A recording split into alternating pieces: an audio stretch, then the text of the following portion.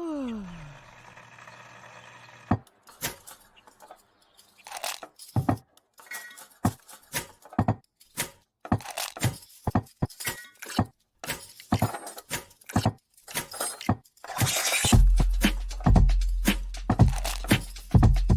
morning.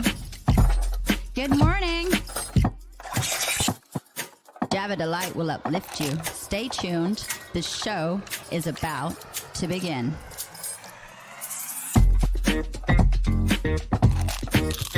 Grab your coffee.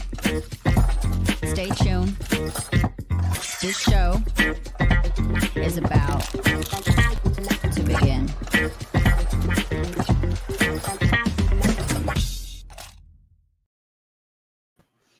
Good morning, ladies and gentlemen, and children of all ages. Thank you for joining us here from people all around the world. My name is Brandon Croucher, CEO of Delight Cafe. To my side right here is the one, the only, the beautiful African princess queen, all of it at once, Miss Ilse. How are you, sweetheart? I am so well. Good afternoon, guys. I hope you all slept well last night because I slept horrible. So, not everybody struggled with that. I don't know why I couldn't fall asleep. I eventually fell asleep on the pillows in front of my computer watching Netflix. And 4 o'clock this morning, I wake up and I'm like, oh, I'm not in my bed. So I was very sad. I understand that completely. So I'm at my sister's house and there's two puppies running around, and then they have their normal dog who does not like that there's two puppies running around. Oh. And Kona is glued to me. That's the name of their dog. Like, she's like, oh my God, Uncle B's here. I'm going to stay with him. So last night I go to bed and I'm in the bed and she dives under the bed to sleep under the bed. And I'm like, is that normal? And they're like, yeah, she likes to sleep under the bed. Middle of the night, this dog is in the bed with me and has her head on the pillow next to me, like she was supposed to be my cuddle buddy. And I'm like, you know what? This is going to be a good cuddle. And I pull her in close, so I just cuddle close, you know? It cracked me up. I'm like, what? They said she'll never get in the bed. Don't worry. BS. This dog was in the bed, cuddling me in no time. I was loving it. That's a bargain. I've got nobody to cuddle. I used to cuddle the little unicorn that my daughter left here, but she took it with this weekend. So now Butthead. My big cuddle buddy. What a butthead, but your daughter. So you couldn't sleep, did you? I love dogs. Bob is a way with dogs. And what I mean by that is he walks in a room and the dog doesn't bark. It just sits next to him like, I know I need to be next to you, Bob. Like, for real. All dogs change their voice to that when they see Bob. That's why it's so crucial. Ilse, because that dog knows you're a sucker. Oh, man. Brandon sparking his sister. Spooking his sister's dog. Does it say sporking? Sporking. It says sporking. And he's doing that because Brett and I have agreed that no matter what happens in the future, he's going to be the big spoon. I get to be the little spoon when we cuddle. And he goes, I call that sporking. And I laughed so hard when I read his message like that. So today we have a busy, busy day. We have Miss Jessica Dugas. Yes, that's right. We have the JD. Her big D is at work this week. She's having a good time on her own. She's got 17 kids running around the house cleaning while the other 7,000 kids are outside cutting the grass with scissors, one blade at a time. And her face is... You sound horrible. You're such a horrible person. Did you hear? It's not true at all. Jessica is a phenomenal mom. She takes care of her husband, ball jars and all. She I saw her laugh in the back way harder than I meant to. I know, that's why I laughed. She has a ball jar in her hand. But it's been one of these mornings. We've had a wonderful time. Jessica and I started the day with Prince and dancing with each other and the kids. And it was just been a great way to start the day. I got to surprise Philip Dugas yesterday. I pulled up into his work and just jumped out of the car. I ran into the front and I asked for the big D. Needless to say, the front desk lady did not know who I was talking about, but Phil took it like a champ and said, "Yep, that's what they call me." So... So for me, it has just been a wonderful whirlwind of a trip all the way down to Texas. I'm here for a few days. Then over the weekend, I get to drive home. And on my way home, I'm making a stop at the Dugas household to meet all 100,000 kids that Jessica has. And we're going to turn around. And I've already asked her my big request. I only have one. What's up? From Rockford, Illinois. I love it. So my one request from Miss Dugas, was that she lines the kids up, youngest to oldest, and they sing to me when we open the door. She said that's probably not going to happen, but I have faith. I have faith. Hello, Brandon. You finally came to our house. No? Nobody? I can just imagine the food that you're going to eat this weekend. I'm so jealous. Let me just say. Don't send me pictures, okay? Please don't. Send you pictures. Got it. Send you pictures. Send me pictures. No. Well, my thing is, you're not a part of the Jessica Dugas grocery shopping list, where she's like, the menu for the week is going to be... I'm not on the list. How would you know I'm not on Jessica's list for grocery shopping? Because I think I'm the only one that gets this, so she can throw it in my face. Hey, Brandon, look what we're going to eat. All these veggies and fruits. And guess what? No meat, but it tastes delicious. And I'm like, oh, I know. She sends me these pictures that make me jealous as hell. She made like a dozen donuts the other day, put them on the edge of her thing. She picks flowers, sets them next to him, and sends me a picture. And I'm like... Phil is a lucky man that he has a wife that not only makes him breakfast, but then turns around and puts the breakfast. She picks him his own flowers every morning to match his outfit. You didn't know that, did you, Ilse? No, I did not. No. I didn't either. I made it up on the spot. I'm not as gullible as I used to be. Sometimes I think that can't be true. You're like, wait, how does she do that? That doesn't work, Brandon. Do the math in my head and I go like, nah, I don't think that's true. That's not going to happen. So talk to me, Brandon, what's your favorite food? Spaghetti, but it has to, or favorite meal, that is. I love spaghetti, but I don't like chunky tomatoes. So they have to be diced up. And that's just because tomatoes have a weird texture to me. I don't know why. I've never ever been a big one. Now, I do want to make sure I say something, lasagna.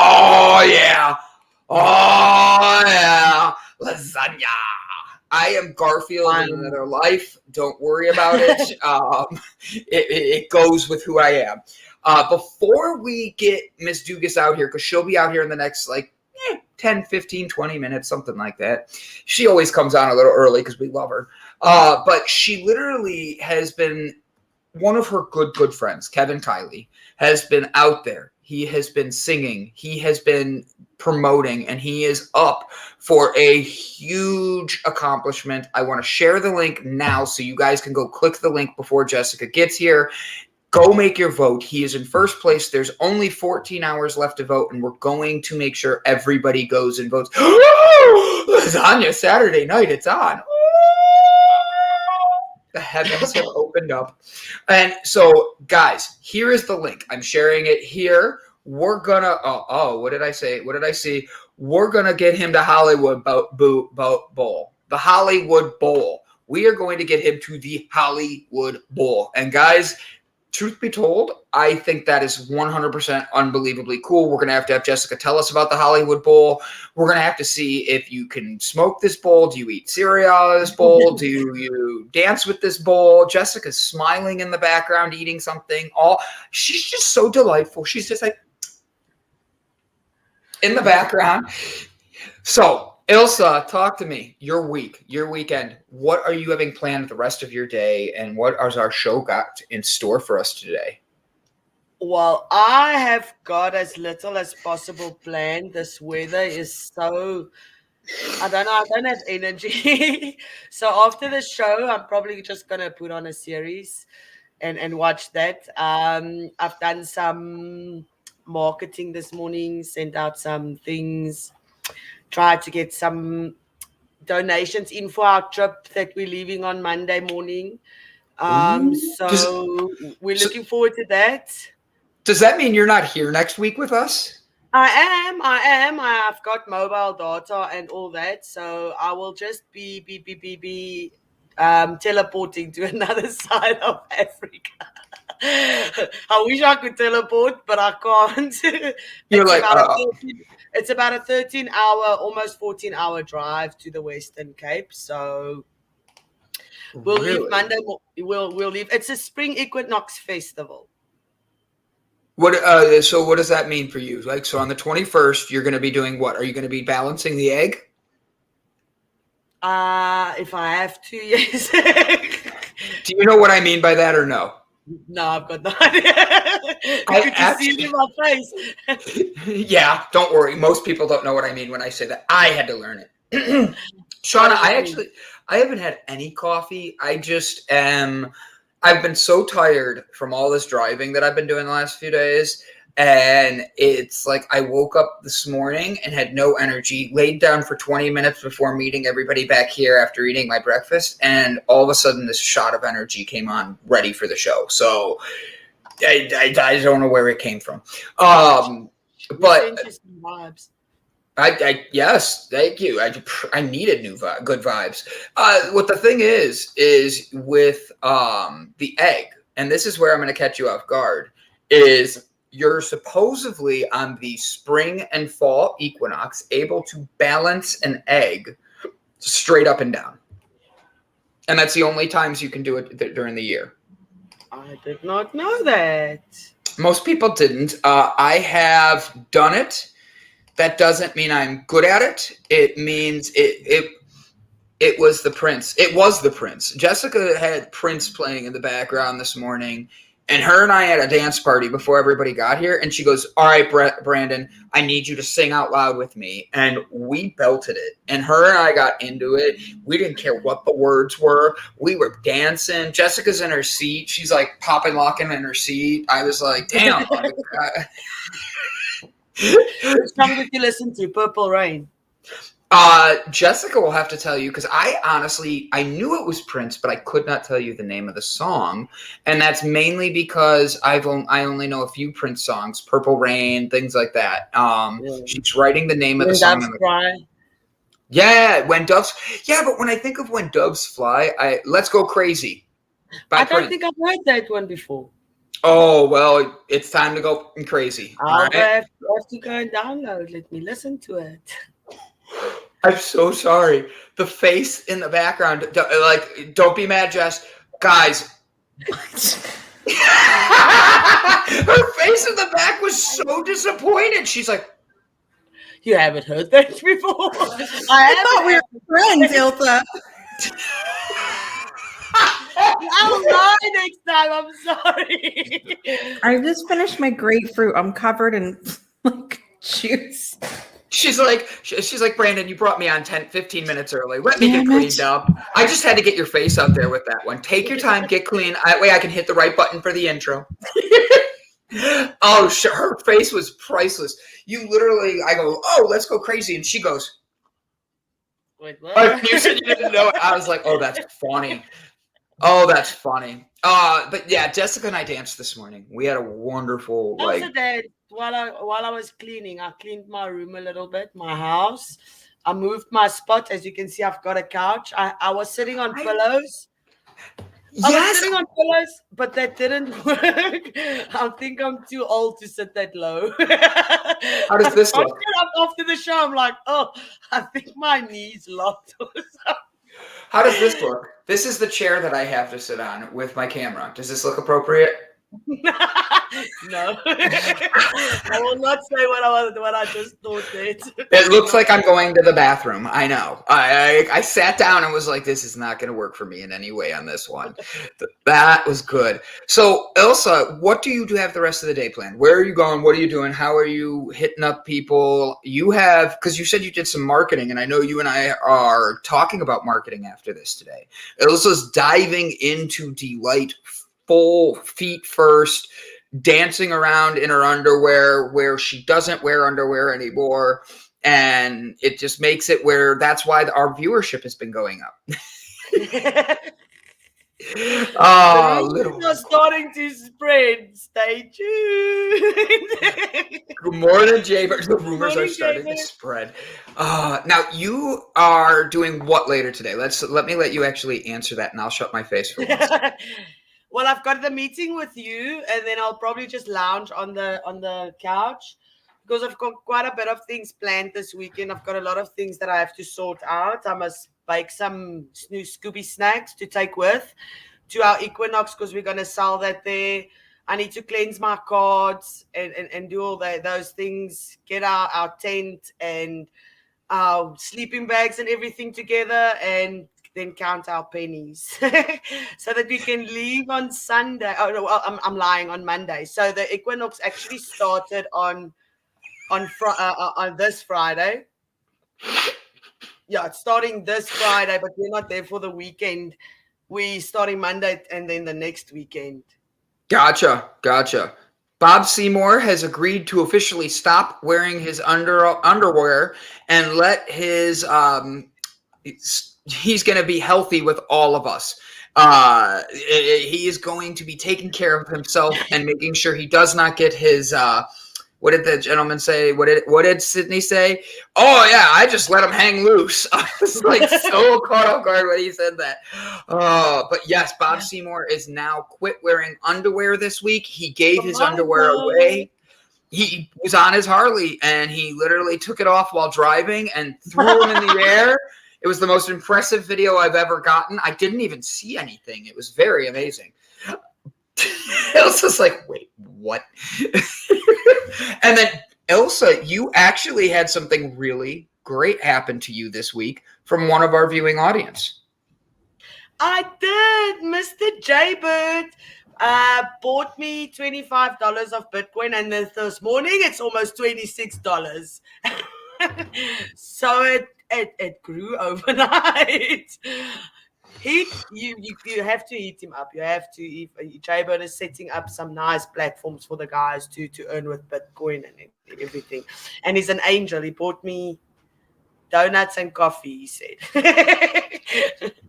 He did. He sent you $25. It's already raising some money. He's helping with Jaybird is into the cryptocurrency thing very deeply and really enjoys it as a hobby.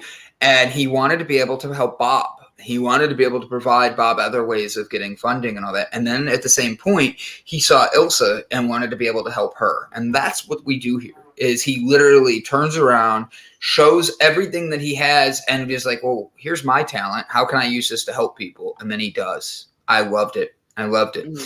So Ilse's going on a concert. She's going to be rocking out. She's making Scooby snacks this weekend. I still have not received any of her Scooby snacks. It's not a concert. It's a market. It's a spring equinox spiritual community, spiritual journey. People giving Reiki healing and using their talents to raise money for themselves and raise awareness and all that kind of thing, and just hang out with the community of my like-minded people.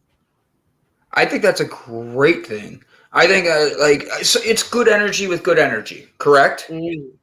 I got it. I love it. Mandy, I feel the same. It's the energies are very low. I have been tired. Just go with it. Just sleep when you have to sleep. If you do not feel sometimes self-care is making a turkey sandwich and just watching some series. So just take care of yourself. You know what? I think that's great advice. I also think that making sure we raise our vibrations. And how do we raise our vibrations? So with breathing. breathing. Yeah. So good vibrations and excitation. No, I'm getting a very quick no from the back room from everybody in the back. Brett and Jesse. Do not quit your day job. Don't worry. That's why I don't sing in public, because I know when I start singing, my kids go, "Please, Mom, can you not do that?" I'm like, "What? Not that bad." I know I can't sing. That's why I don't do karaoke. Like, I will F around and fake sing with people on air, but I will not be in public and be like, wise men say. No, you're not going to get me on stage. You're not going to get me to do that. I just don't like singing like that. Jessica's smiling like she's going to get me to do something I shouldn't do. that like vixen smile in the back, like So I sang karaoke once. It was a horrible experience. I will never do it again. You sang karaoke once. There we go. Oh, how's that, Elsa? Oh, that works. I can sit down finally. Like, I can barely reach anything, but it'll be okay. I guess I was asking the same question as yesterday. How are the girls? And now I'm not even going to start, because what girls are we talking about? The girls are fine. Yeah, how is your journey going? You've been documenting it. Yesterday we talked about it a little bit. Today, just tap into that a little bit. Just say, yes, I'm looking forward to it.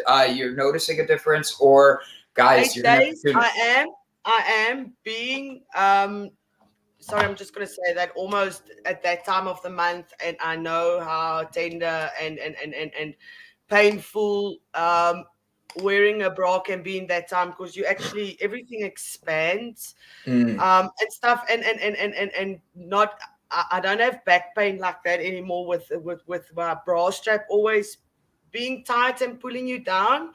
So the muscles on my back here are much better. They don't have that much tension, and it's not as tender and sensitive as it usually was previously when I was close to that time. So it does make a huge difference. And you have to see how the long-term effects, because that's just short-term. So. And then with the eating, right, and like we have cootie juice and all that now going on, you're going to be like feeling your best you've ever felt. And we're going into our 40s together. So I look forward to this also. Like, we're like, hey. Yes, I've got Friday. It will be exactly 4 months before I'm 40. And I'm like, gee whiz, that went so fast. Because every time somebody asks me what's your age, I'm 38. And I'm like, no, you're not. Oh my, I'm turning 40. Because my daughter will go like, no, you're not. You're not No, 38. You're not 38. You're like, I don't need help reminding me. Right? Both my sisters like to remind me right now, hey, you're going to be 40 soon. And I'm like, wow. You're also going to be 40. It happens to all of us. But when they're closer to 40, I'm closer to 50. Like, the minute they're close to 40, I'm 8 years older than the one. So with ease, she makes fun of me all the time. And I'm like, well, it just shows I grow up faster than you. Like, I don't have anything I can fight back. I'm older.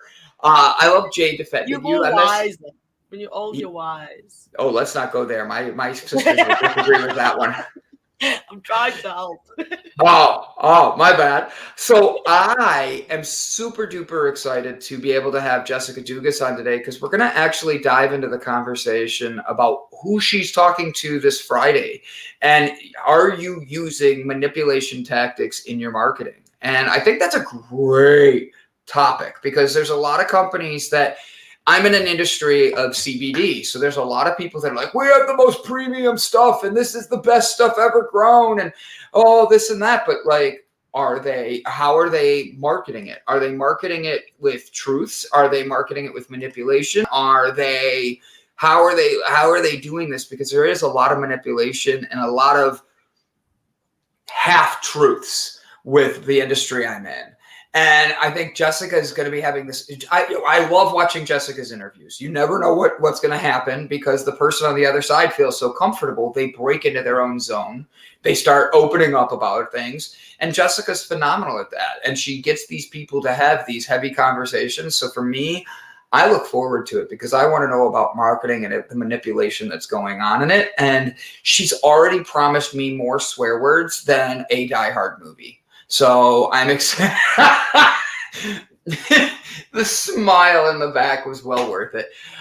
Jessica, if you're ready, I'll hit your Brandon. I want to talk about Kevin Kiley. I want to talk about everything. I got a big thumbs up. Ladies and gentlemen, do me a favor. Say hello to the one, the only, the JD.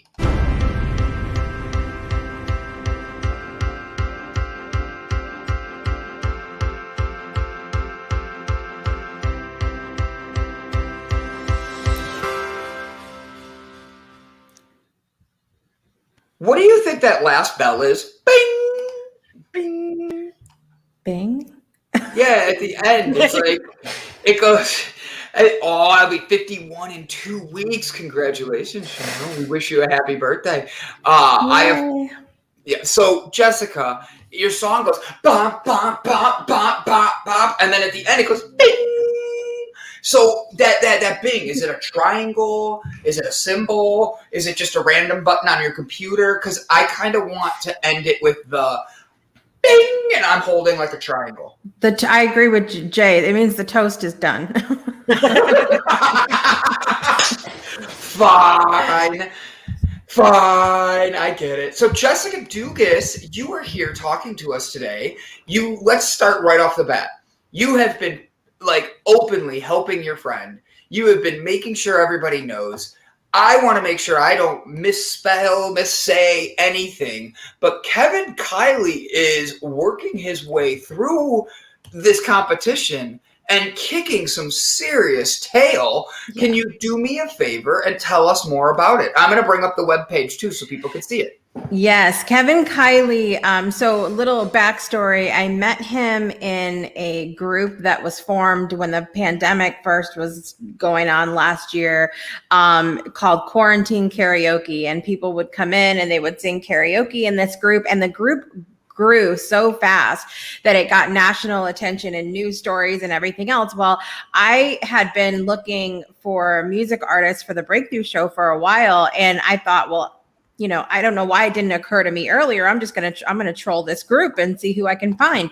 Well, Kevin was singing in there one night and, I saw that he was from Connecticut and I'm from Connecticut. And so I was like, you know, we have to connect. So I just sent him a message and I said, you are an amazing singer. And at the time he was singing a song that he had just come out with and he'd only had one song out, like at the time. That was last year. And we hit it off right away. He came on the Breakthrough Show. He came on the Breakthrough Show again. He came on, we started doing Throwback Thursday together. And we were talking all the time. And throughout all of this, he's been going out to LA and meeting with producers and doing stuff with a certain TV show where you sing. I can't talk about that. And, doing all of this amazing stuff. And the last time he went to LA, he came back and he's like, I'm in the running to perform at the Hollywood Bowl. And I'm like, what are you talking about? And he's like, yeah, there's been these amazing people that have sung there before. It's this annual concert they do every year. And the winner of this contest gets $10,000 and gets to perform. And last year, I think it was Taylor Swift, Billie Eilish, they were opening for those names. This year, let me pull it up because he just shared with us yesterday. So he would be opening, if he wins this, when he wins this, he will be opening for, you ready? The Black Eyed Peas, Doja Cat, The Kid Laroi, Coldplay, and Shawn Mendes. Wow, that's some big names. Yeah. So, we're talking about a really big deal. And what I love the most about Kevin is he really like we laugh about this all the time because he really is focused on his craft. He's focused on the singing. He doesn't know jack shit about the stuff like that you need to do like for marketing and behind the scenes and all that. So that's why I was like, I believe in him and I believe in his music so much that I was like, I will help you. Let's figure this out, And so he's been in this process. Good morning. He's been in this process of every week you have to make it to the next round and make it to the next round. And the last round that ended about a week ago, he like 15 seconds left, he was in second place. And then we got a whole bunch of votes in and it switched to first, like with literally 15 seconds left in that round.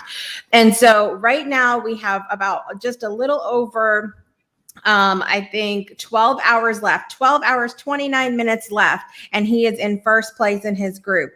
And if he does not get first in this round, he doesn't move on to the next part. So we have to keep him first today. I'm so excited for him. So guys, go click this link right there. You saw how easy it was. I did it while Jessica was explaining. You saw the website. You saw Kevin's beautiful face. He is a very handsome man.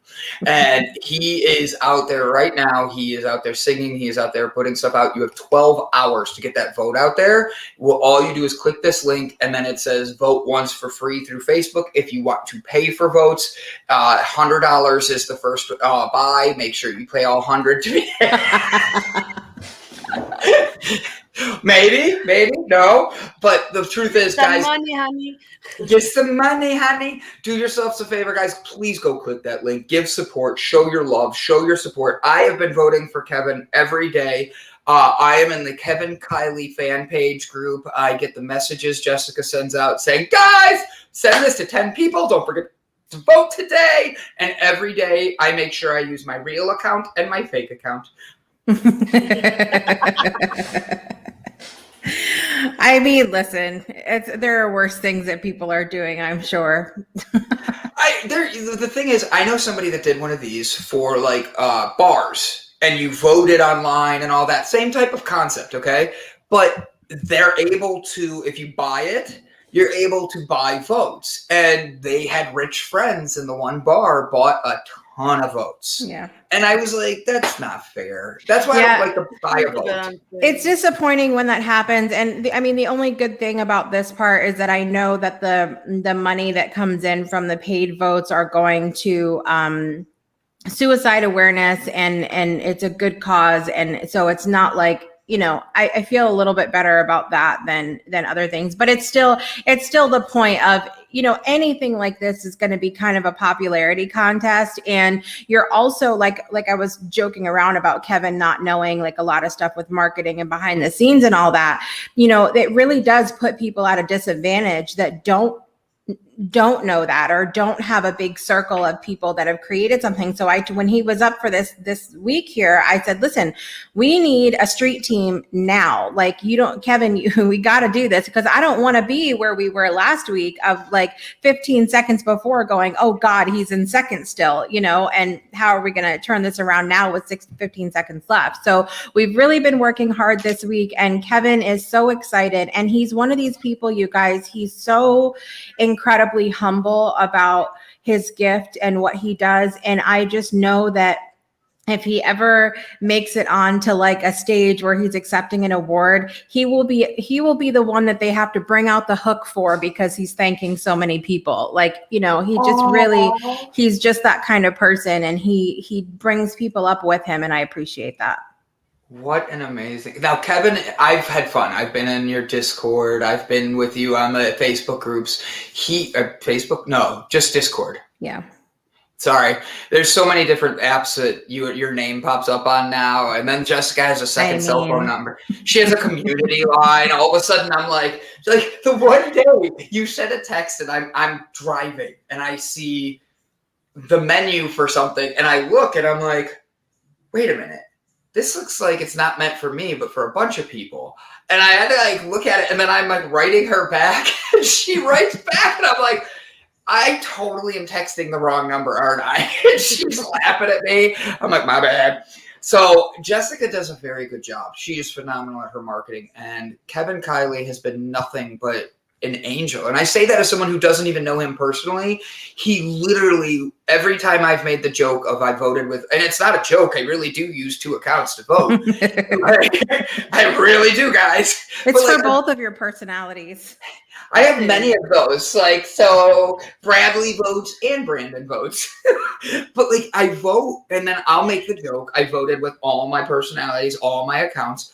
He thanks everyone every time. And I've been blown away by how generous and nice he is with how busy he is. So Kevin, rooting for you, want to see you succeed, and excited to now, is this the final stage? That was my next question. I think there might be one more thing he has to go through after this, but this is like the finals for his. So there were different groups. I think and I could be wrong, but I think this is how it went.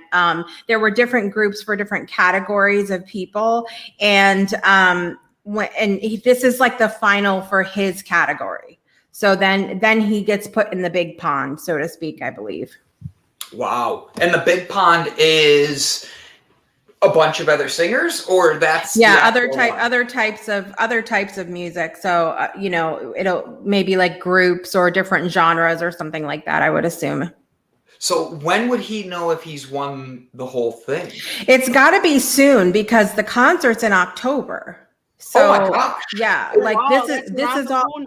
Yeah, like it's a whirlwind of how quickly this goes, and his plate is so full. He messaged me this morning, and he was like, "I'm nervous," and because he just got the lead in a play in Connecticut, so he's been doing that because he was supposed to be on Broadway before the pandemic, and then everything shut down. Like that's the whole story of why he was doing so much online and coming out with more music and everything, because there was nothing he could do. Right. And so it's been such a cool journey to watch, to watch him grow. And that's part of it's such a joy for me with doing the Breakthrough Show and the people that I've met through there, to watch people literally come on the show and say, this is my dream. And then watching it happen, with Michelle on the Circle and, Lucinda on the TEDx stage now. And I don't know how many times Blake's been on the TEDx stage since he was on the show, but he's 25, something, it's just crazy. And so it's a cool thing for me to watch that and to get to be their cheerleader and to say, hey, once upon a time they came to hang out on my little show and now look at what they're doing. That is amazing. Now, speaking of your little show, I'm sorry, Elsa, but go ahead. No, go. I almost stepped on my computer and stepped it off my table. Don't do that. Don't do that. So, Jessica, speaking of your little show, you have a breakthrough this weekend, this Friday coming tomorrow. You have Manny Wolf and Harrison Barron? Mm-hmm. Barron, yeah. I wrote it and I wanted to make sure I didn't spell it wrong, and I'm still messing it up. Are you using manipulation tactics for marketing? Can you explain what we're going to be looking into tomorrow? Because this sounds like an interesting episode, and who swears more? Well, it's going to be fantastic. First of all, Harrison Barron is just incredible. He does a lot with SEO and marketing and whatnot. And he has a podcast that is completely unfiltered. It's no boundaries, period. No boundaries podcast. They don't have, he's there may or may not be alcohol involved. We just do what we have to, we say what we need to say. And so I initially was talking to Harrison about that, because I'm still in this place where, what I talked about last week with using your voice, of really trying to discover, how far do I want to push things? And is that really authentic for me? And, because my question for Harrison, when you look at people like Tony Robbins, who in his Netflix special, they had to bleep out half the special because he dropped the F-bomb every 5 minutes. Is that something that everybody needs to do? do in order to get attention? Does everybody need to push the boundaries in order to be seen in the entrepreneurial world? And that's a great question, because a lot of times that's who we're seeing. But, he talks about how it's really about knowing who you are and knowing your audience and all of that. And he's going to be dropping some pretty, harsh truths about, how a vast majority of the people that we see in the entrepreneurial world really, they'll say, oh, I want that so bad. But they don't want to do the work. They don't want to do the work involved to get it. So like, for great example, I had a friend this week who I was talking to, and we were talking about when we go to launch a product or a service in our business. And oftentimes you'll see people poll their communities. So they'll say, I can offer XYZ. Are you guys interested? You know how many people jump right up and are like, me. This is so me, so interested. That's exactly what I need right now, right? So you do the work and you come out with the product or service, and then nobody buys it. It's because people like the idea of having a breakthrough. People like the idea of moving to the next level, moving forward, but they don't want to do the work required. It just is what it is. And a lot of people we're as humans, we can be a lot of talk and a little action, and it's just a truth we have to face. And so Harrison talks a lot about that in our conversation tomorrow. And then adding in Manny Wolf, man, if you guys are not following him on social media and you are a business owner, an entrepreneur, a coach, if you can handle getting your ass handed to you on a daily basis, please follow him, because even though it may sting a little bit, the things that he shares, he blows the lid off of how much manipulation goes on in marketing, especially with coaches. And I'll give you guys an example of that in a minute, but also talking about, a lot of fluff. This morning, in fact, he was talking, I need to pull it up so I can get the exact words that he used, but he was talking about specific, words that people use in the entrepreneur space or in the coaching industry that have just lost their value because of how overused they are and how little integrity are behind those words anymore. Yeah. So some of the words that he used, I'm pulling it up here really quick because I want to I hope it's going to be right at the top of his page. Of course not. But he used words like, divine, masculine, feminine, authentic, a lot of things that are really fantastic words, but they're used so much and used in such a inauthentic way. That they're losing their value. They're losing their value. The example that I wanted to give you guys is we were talking about, and I mentioned this before we came on today. I know somebody personally who had a $5,000 week in their business. And they went on to go to tell everybody. So they had that week. And then the next week they're like, all of a sudden come out with this thing. Let me show you how to make $5,000 a week in your business. But they have not replicated that since then. But they tell everybody about that 1 week. Right. But just because you do it once doesn't mean that that's something that you like, that it could have been a fluke. Yes. It could have just been, that it was just something that your specific audience was interested in that moment. It doesn't mean that that's something that's going to be able to be copied and pasted through anybody's business either. And it also brings up the question, while we're talking about authenticity and marketing and, manipulation and all of that, just because you're good at something, or just because you do something one time, does that mean that you then need to turn that into a business or help other people with it? So I'm going to answer this from my perspective. No, because then you're chasing squirrels all the time. And coming from someone like me, that sounds really funny. But the truth is, you are. If you everything you do turns into a business, you're never truly focused on the business at heart and what you really want to do. Yeah. That's just my opinion.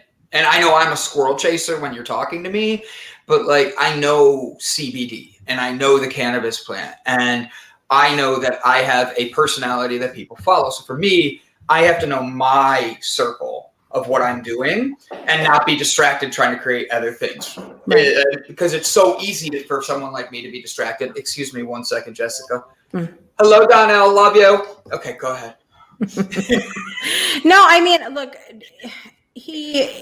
Manny talks a lot about, the other big topic that we talk about tomorrow is something called success shaming. So I'm excited about putting out a cutting room floor clip from the episode that I had to cut out because we just didn't have time. But he told a story about a group that he had gone to, and everybody. The guy was saying that you had to, be connected with a super deep why in order to be successful. And we've talked about this on the Breakthrough Show before. And Manny's just like bullshit. Your why is whatever it is, period, and you don't even really need it in order to be successful. And so they're going around the group and everybody's like, oh, it's to fill the world with magical, just all of this fluff. And they get to him and he's like, I want to make money. And they were like, no, everybody no, that is not a real thing. That is not a real why. No, you can't do that, and he's just like, bullshit. Right. Bullshit. And so we've talked about that all the time. Hi, Bob. We talk about that all the time. And, that you just don't, we are so quick, especially, and when something's working for somebody, whether we believe that that's how a why should be done or not, we are so quick to shame people because it's not the way that we do things, and saying, oh, you can't do it that way. That, every single person on the planet is different. Correct. So why is this a thing that we're doing to people? Why do we judge people like that when it's their light, their why might be something that actually makes a difference because they challenge it? And I think that that's the issue that a lot of people don't connect with, is that the why, like him saying, oh, I'm there to make money. Honest answer, it is a good why. It's what a lot of business people do. And having that is essential. Like you need someone on your team that's like, hey, how are we making profits on this? And that's where he excels. And that's something like, I think that more people need to understand their gifts and their talents and what they're really doing. Did we lose Ilse? Like she says, hey guys. She says, hey guys.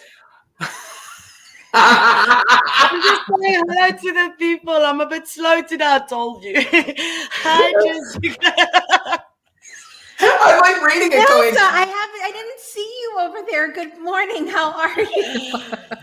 I went live on my Facebook as well. So there's a lot of people on there watching, and I just said hi to them as well. So I don't know. I just saw hey guys, and I was like, where'd that come from? Like she's sitting right there. Could she not see us? Could she not hear us?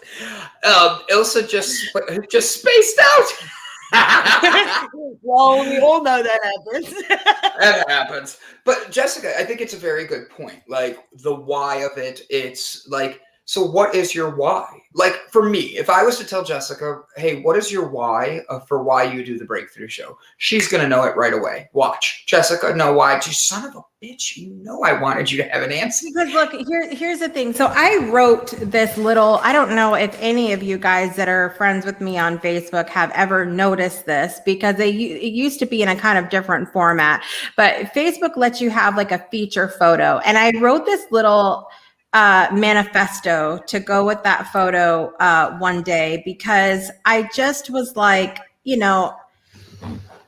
I I was having difficulty with all this. What is your niche? What is your why? What is your, and I'm like, I can't. It's exciting. Literally, that's how I feel inside when people constantly, because you're spending so much effing energy trying to figure that out when you could be using that energy to just go do it. Just go change the world. Just go do what you want to do in the moment. And so what I shared is that I can't even get the damn thing to pull up appropriately. But just technology is not my friend this morning. Come on. But so I just shared, I am my why. I am my purpose. I am my niche. Like there, because it's whatever I want to do in the moment. I've shared often when I got really sick a couple years ago, and this is very ironic, you guys, because I have shared often that I've been dealing with a lot of health issues over my entire life. And over the last few years, since around 2017, things kind of ramped up quite a bit. I had a lot that happened that year that I think contributed to the issues that I have now. But, you know, I talk openly about how we've gone plant-based. I've done different things, you know, to try to help myself. But it was 2 years ago today or 2 years ago yesterday that I had started the drive up to Michigan, and I started seeing my cardiologist, Joel Kahn, up there, which Dr. Kahn is world renowned. You guys have probably seen him on the show, The Doctors. He's a plant-based cardiologist. And so it's been this long journey for me with the health stuff. But one of the biggest right around that time, so 2 years ago, was when I had this, like, I woke up one day and I was like, what am I doing? Like, what on earth am I doing? And I said, I'm just not going to do what doesn't bring me joy anymore. And I realized that sounds fluffy to a lot of people, that they're like, yeah, okay, you're an adult. You're going to have to do things you don't like. Yes and no. Yes and no. I can choose to, I can choose to bitch about it, or I can turn on some music and at least try to have fun with it. You know, right. Doing the things that are, you know, who the hell loves to do dishes? I mean, I know Heather Clark, I see you, but calling you out, my friend. But some of us are not weirdos like that. Some of us don't like to do the dishes. Okay. But you can do things. Right.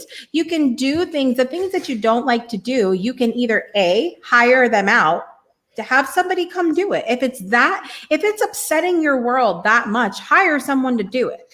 2, have 6 kids, make them wash the dishes. No,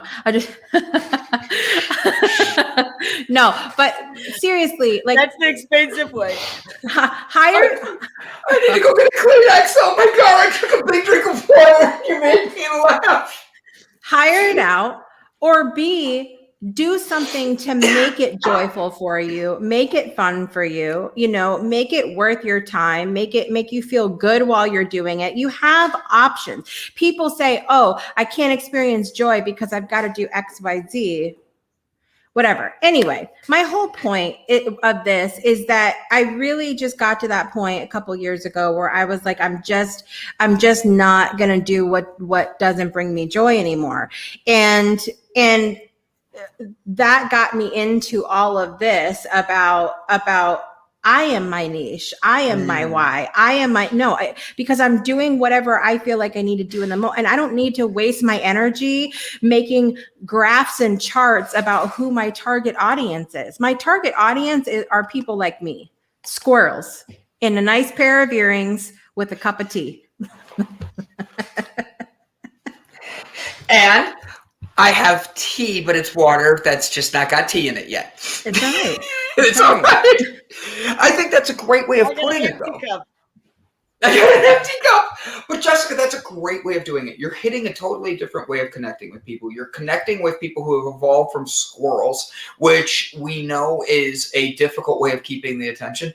But the biggest thing is you're putting it in a positive light. The breakthrough thing. I think of how many people I talk to, and I in a week. and how many times I say the word breakthrough, and every single time I think of you.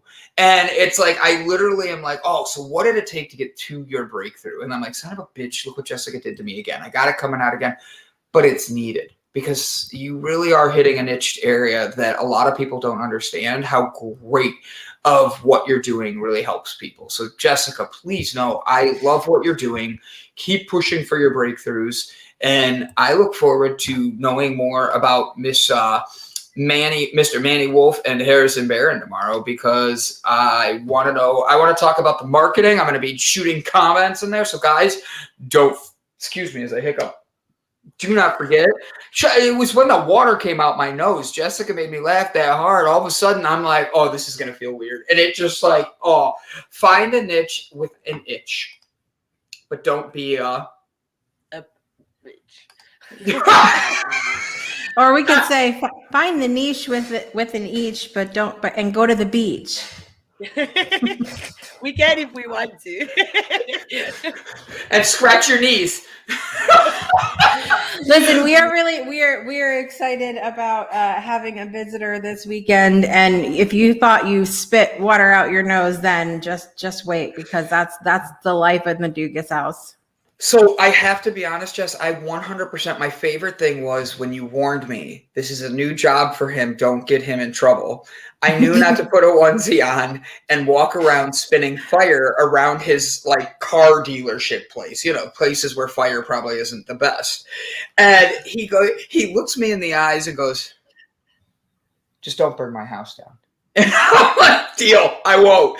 So, guys, this weekend I will be at the Dugas' house. I will be heading that way. Whoop, whoop. I'm gonna have a puppy on me. I get to get serenaded to sleep. I'm excited for that. Like you get to have bunny snuggles. I get to get bunny snuggles. I love bunny. I'm gonna be and then Brett Gordon is sitting in the background and he's like, God, it's fun to watch these shows from this angle and like laugh at people. Like he just has fun making fun of Jessica and I in the background. But Jessica, I look forward to it. I look forward to being able to see your husband and you. And Sunday night, it looks like I'll be playing football or watching football with your husband and things like that. Because I mentioned it. I was like, are we watching football Sunday? And he goes, yeah. And I was like, okay. I didn't know he was a sports fan like that. So I kind of like am excited and at the same time a little nervous because I'm hoping I'm at least as big a sports fan as him. But yeah.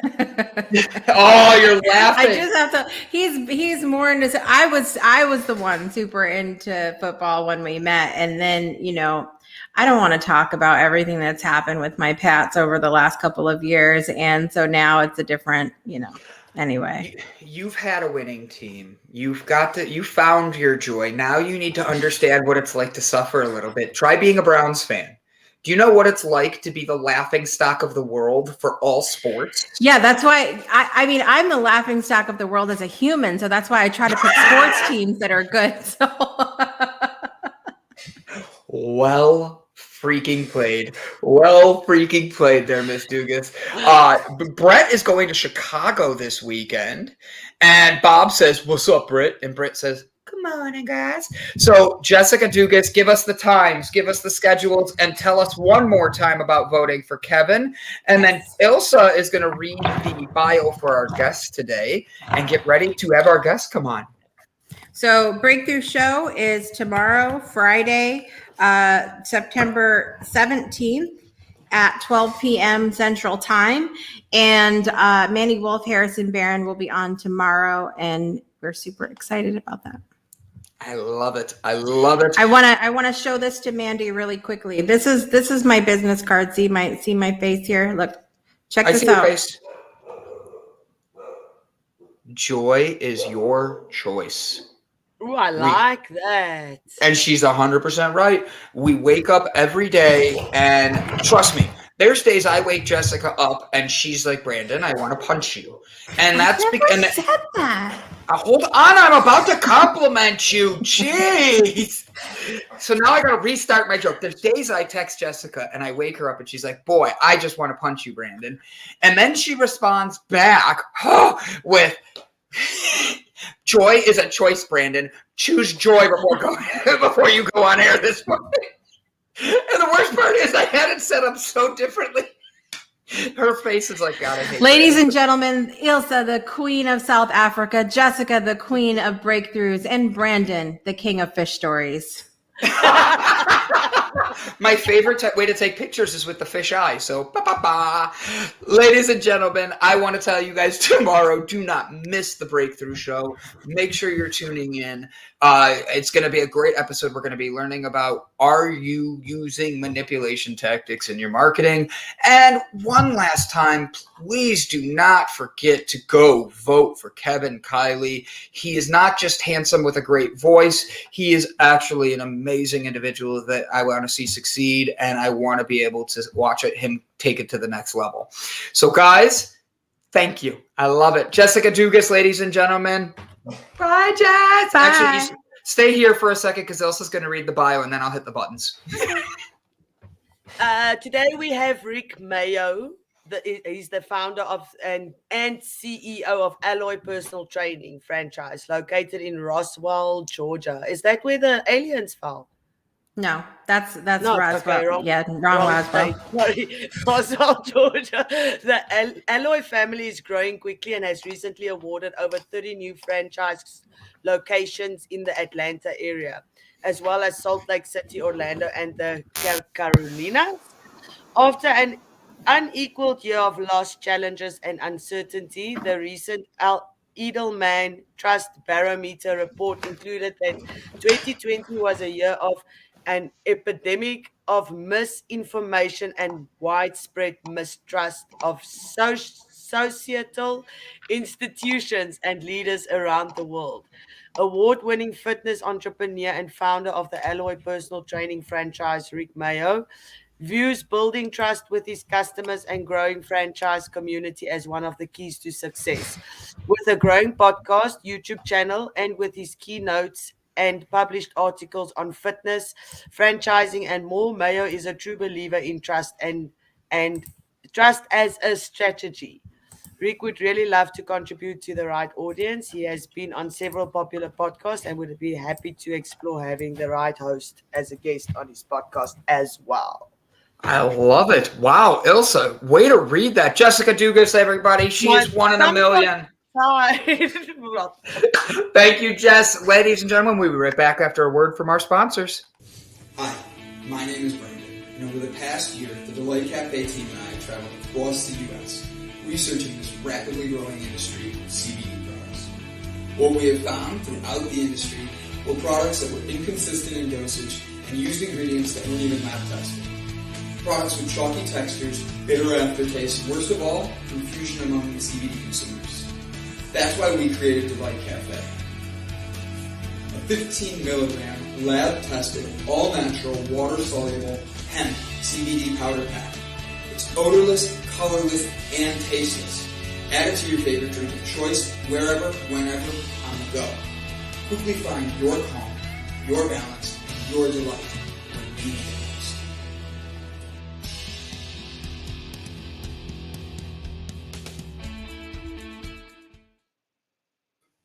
And we're back. Oh, Ilsa's got the big screen now. She's smiling all big. Rick, it is so good to meet you, Mr. Mayo. How are you today, Rick? I'm doing well, and likewise. And to your point, you guys, there are probably some aliens in Roswell, Georgia, as well, not just Roswell, New Mexico. So, well put. I may be one of them. I'm not sure. Anyway. The jury is out, so we shall see. There is You're not the first to ask that, so please don't feel bad. Everyone's like the alien Roswell. I'm like, no. Yes, but no. Do we really know? I mean, do we? I've asked some wild questions on this. It's like, what is this? And what is? I'm not afraid to ask questions. I want to know. I love it. I love it. I love it. Have you seen the Netflix special? Oh gosh, what was his name? Bob something. Oh, Bob Lazar. Yes, you know it. Yes, 100%. That's where I go when I think of aliens. So your joke lands perfectly, and you kind of have that like figure. So if you're an alien, it's like the police. You have to tell me. You can't be undercover. Are you an alien, Rick? give you, well, you know this, you know how the saying goes. If I told you, you know what happened. So you really don't want me to tell you, right? No, because I have to drive through Georgia to get back home. So no, I don't want to do that. Best of luck making it through here. You might see some people that look like aliens, even if they're not. You guys know they're everywhere. They are. They are. Some of them look like dogs. Don't be fooled. They're not. That's right. That's right. So, Rick, I want to thank you for coming on. You have your own podcast stuff going on. You are a busy man that has your personal training franchise located in Georgia, but has now grown drastically to 30 new franchises. Tell us about what you're doing and why your personal training is so different than what anybody else is out there. Yeah, so, I think I'll start by just a little bit of our history. So we've been at it for a long time. We actually started our original facility in 1992. So, but you guys were probably twinkles in your father's eyes, maybe not even that yet. I appreciate it. Yeah, so we've been at it. Yeah, keep it coming. Yeah. But we've been at it for a long time, and before we ever started a full-on franchise, we were doing what we called a license, and that's sometimes an interchangeable term with franchising, so it can be confusing. But imagine giving people the business systems to help power their gyms, right, under their own banner, so like a white-labeled version of a franchise. And we did that to the tune of 2,300 clubs worldwide. And it's been amazing. So that's what we've been doing the last 15 years. And we had more and more big franchises coming to us and saying, look, can you build these mechanisms for us, white label them, right? And then help us power them. And so eventually we just said, look, instead of being the special sauce in everyone else's franchise, let's just do our own. And when we approached it, we had a unique, filter or lens on things because we have seen what is scalable, what is different, where there's maybe some gaps in the market for fitness. And that really allowed us to approach franchising from a completely different place than maybe, say, a one shop, mom and pop store that thinks you've got some special sauce and you're like, we're going to give this to everyone, only to find out that maybe it was just the right place, right time kind of scenario, something like that. So we did have an advantage in that. And so as far as what makes us different, I think when you look at fitness in general, there's lots of types of fitness, right? There's the low cost models, which in the United States would be like a Planet Fitness where you just pay $10 a month. And that's on one end of the spectrum. And they do really well. I mean, they were the first to market with that and they own that. And on the other end of the spectrum in fitness is what's typically referred to as boutique fitness. So imagine, boot camps or Orange Theories or F45s or those kind of guys, right? And those are two distinct segments of fitness. So if you just took boutique fitness, even within that, there are class-based concepts. So that could encompass everything from cycling to CrossFit to, again, boot camps, Pilates, things like that. Just think of 20 people getting sweaty, right? Think of it that way. And I am speaking of this through the consumer's lens, if you will. So there's that end of boutique fitness, but on the other end would be personal training. And so typically or historically, that's been serviced in a one-to-one setting. So, one of you guys wants to come in and you have a coach and, it's just a one coach to one client setting. But what we figured out a long time ago was how to make that a little bit more scalable. So we can train up to 6 people with one coach, and we have the technology to be able to communicate on each person in the session and how they are to be applied to a certain program. And what that ultimately does, you guys, is it brings the price point down. And so what we're able to do is offer a good value proposition to people that are interested in personal training and make it a little bit more fun by offering some group dynamic, but still keep the brand promise of personal training. So if you have an injury or a very specific goal that you want to work on that's outside what you could get in a class-based setting, then we're the perfect option for you. So I would say at a really high level, that's it. Really, that's what makes us different. It's just tons of experience and really understanding how to make personal training scalable. And another word for that would be affordable, right? Is there a story behind the name of your company, the Alloy? There is. So we've had, I'll start by saying that we've got people all over the world that have our logo and name tattooed on their body. So I don't know how much more, brand loyalty you can get than getting a permanent ink, on your body of someone's logo. But I'm proud of it because it's all as a result of some type of a story, right? Whether it be, reaching great results or turning someone's business around and allowing them to stay in the industry that they love, whatever that is, and to feel compelled enough to get, a logo tattooed on you is a huge compliment to us. And so we hope to see that continue to grow as our franchise system grows, of course. But it's funny that you mentioned that because we've rebranded like 4 times. So the internal joke is like, oh, don't get the tattoo because they're going to change the brand. Which now that we've gone to franchising is not true. But when we opened in 1992, you guys will love this name. Like, fitness was like muscle pants and what we call fanny packs, or what you guys might call bum bags, right, in South Africa. So it's like, that was what fitness was. And so the name of our gym was Good Bodies, which is the cheesiest name ever, but it so fit the early 90s, right? Yeah. Because that's what fitness was. And we had teal carpet and it was, mullets and everything bad that you can imagine. I think mullets are actually back in style, but They are.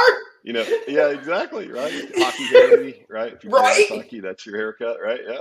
So, but that was who we were. And then, I can distinctly remember we had a coach working for us at the time, and he was going to be leaving and he was going to open his own business. And he wanted to do it close to our business, which was a big no-no. So he and I were having our differences around that, right?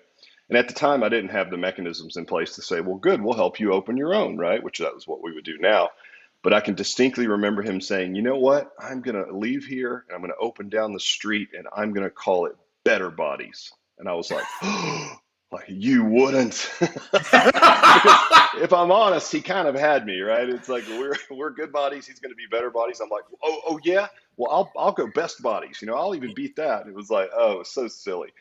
But we rebranded to something that was a little bit more relevant, that was local. But when we started licensing, we were giving these systems to other brands, like say a Gold's Gym or something, right? And then the Gold's Gym would say, what do we call this thing? And we were just named after a local region, right? Because we were just a couple of local clubs. And so we knew that we needed to get another brand. And we went through this really interesting, cool process. We hired a firm out of San Francisco, paid a lot of money to help us come up with a name. And it was like a 6-week process. And they worked us through all these wild scenarios, just trying to stress test our limits and which direction they could take us, with a name. And we needed something that we could trademark. And so I remember when they first presented Alloy, I thought, that is the dumbest name I've ever heard. I cannot believe that we paid for that, right? But when you think about what alloy is, you guys, even the very Google definition is it's nothing if it's not a combination of things, right? There's no such thing as an alloy. An alloy is a combination of metals. And when you look at the Google definition, it will literally say to make something better or stronger, right? I'm like, oh, that makes total sense. So we took that name and we took it to a branding firm, and then they built the logo, which is 2 pillars leaning on each other. And of course, Stronger Together has been used by Hillary for her campaign and everything since. But we were the first, to have that, and we've got it in the fitness space trademarked. So yeah, a lot went into just coming up with what looks like a really simple brand, but it means a lot. And what it means is it can pass through from me to our franchisees, because we can be stronger together, a combination of our strengths, right? And then also passes all the way through the consumer, because if you have a coach in your life, someone to hold you accountable, guide you, keep you on track, that makes a lot of sense. That name Alloy as well, with the combination of things making something stronger and better. So anyway, great question. But yeah, that's it was a long 30-year journey to come up with a name, but it's worked out pretty well. And I just shared the link for everybody here. This is the website you're going to want to go to. You're going to sign up if you're interested in all that. This is the community page of joining the franchise opportunities and seeing everything that they're doing. If anybody's interested in that, I also have the website in the background of Rick Mayo, which I will bring up in a little bit. That way you could see his handsome face there as well. Rick, I want to know, with 2020 hitting the way it did, you had a lot of people that probably broke away from the gyms. I know that when our gym shut down in Ohio, the gym I was going to, it really made it difficult to work out. It really, because I'm at home and I'm trying to do online stuff, but it's not as connected as it was. Have you noticed any big changes with 2020, and what are you guys doing to prepare for the future with adapting to that? Yeah, that's the $1 million question, right? I mean, I think if you look at, certainly we entered franchising at an interesting time, because if you were an investor and you were looking at fitness, you were seeing it being, not even allowed in some states in the United States, and certainly overseas as well. And so it did look like a scary investment proposition. So it wasn't a great time to enter the franchise industry. But I will tell you that for our actual model, for the clubs that we had that were open, and our corporately owned clubs, it was interesting. We fared really well. And in hindsight, when I look at that, I guess the question would be why? Like, why would you fare better than a different fitness brand? And I think there's two reasons. One is because we're personal training, we are a smaller number. There's a British scientist, his last name is Dunbar, and he did all of these studies that went back thousands of years. And the question he was trying to answer was basically, what is the right size of a community, right? Outside of really close friends and family, what size community can someone manage? How many people in their life can they manage and still make it feel very intimate and be close knit? And that number ended up being 150. So it's often referred to as Dunbar's number, or sometimes the rule of 150.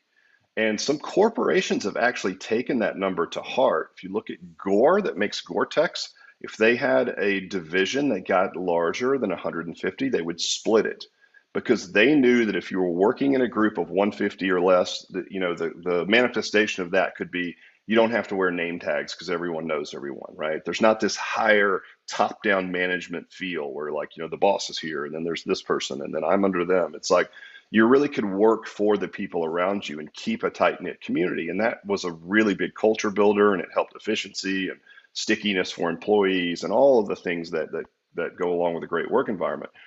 So when you look at our model, we don't get above 150 total members. And so what happens with that is everyone can know each other. You can know everyone's name. You can know everyone's family members, right? You can know, certainly we know a lot about them from a health perspective, what their goals are, what their injuries are, things like that, what they're shooting for. But I think when you have a small number like that, you guys mentioned trust a lot in the lead in. That's what it does, is it drives a higher level of trust, right? So we didn't see a whole lot of churn in our revenue at all in any of our clubs that were open, because small number, so more trust. I mean, we literally had people come into our corporate gyms once the veil was lifted on the restrictions and say things like, oh, I would never go to a big facility. I don't know any of those people.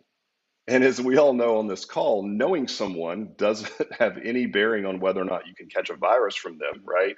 But it just speaks to the fact that there's inherent trust, right? It's like, I don't want to go to the grocery store because I don't know those people, but I know my people. And I guess the assumption would be that they're doing the same things I'm doing to stay safe. So there was that. And then second was the technology. So thankfully, we already had an app that we were using to send workouts to people for like that third day a week, or like if you went on vacation or something like that. And it ended up being the perfect tool for COVID, because we knew everyone's goals. We simply had to find out what type of equipment that they had at home. And then instead of just streaming a Zoom class, which is what a lot of fitness brands did, we could actually drill down and say, okay, based on your goals and what you have at home, this is exactly what I want you to do. And send them a video-driven workout. And, our app pulls in MyFitnessPal for nutrition and habit change and all these really cool things where we could really keep track of them. But it was like taking personal training and making it digital as opposed to streaming a live class, which, again, there's a lot of people that are already in that space. I mean, look what happened to Peloton, as a result of the pandemic. Their stock jumped like 1,000% or something crazy, right? So there's already people in that space that were poised for that. So instead of doing that, we just kept it personal training and used the app to drive the programs and the accountability. And there was still a coach on the other end that they knew, by the way, that knew their name and was saying, hey, I didn't see that you worked out yesterday. What's going on? And ultimately, isn't that the job of a coach, right? It's just to make people show up and do it. That's 90% of it right there. So yeah, based on those two factors, you guys, that small number and that high trust, and the digital assets, we fared really well. So we were very fortunate to be well aligned for this. I mean, because who knew, right? It was devastating for some sectors of fitness for sure. Awesome, awesome. I wanted to ask you something. How did you get into creating this? Was it something that you always wanted to do, that you had in your mind, or how did you get this opportunity to create Alloy? You know, I wish that it was, but what happened was we accidentally stumbled as you guys know, and you've probably heard this a million times, it seems like it's in every leadership book, but every time you run into a tough spot or a tight situation, it's typically an opportunity for something great to happen. If you respond right and maybe you get lucky and all the worlds, all the stars align, so to speak. But we had a hiccup in our business in the late 90s. And as a result of that, we built it back in a way that was very systematic, right? So we took something that seemed like artwork, which was, trainers and them working their magic with clients. And we had specialists in fat loss and specialists for older clients and specialists for athletes. And it's like, well, wait a minute, like we know all these processes. So why don't we build a system that says, if this, then that, right? And it became, everything from how we say hello to goodbye to how a customer goes from the first time in the gym to how they get to the right program. And those things were just built out of necessity just to protect our business. But what ended up happening was we landed on a really interesting model that was one of the highest revenue per square foot facilities in the country. And then that put us on the radar for speaking engagements, and we started doing a lot of consulting.